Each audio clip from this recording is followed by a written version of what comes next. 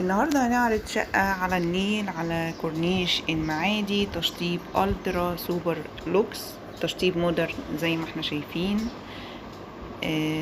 ده اول تواليت بتاع ضيوف، ودي اول غرفة بتاعت الناني. عندي ده الريسبشن.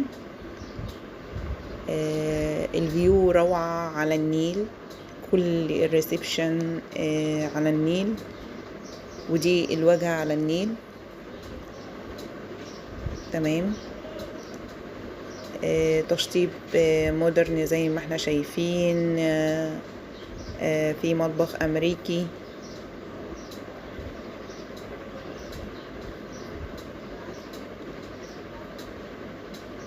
شايفين طبعا الفيو من كل الريسبشن بالكامل.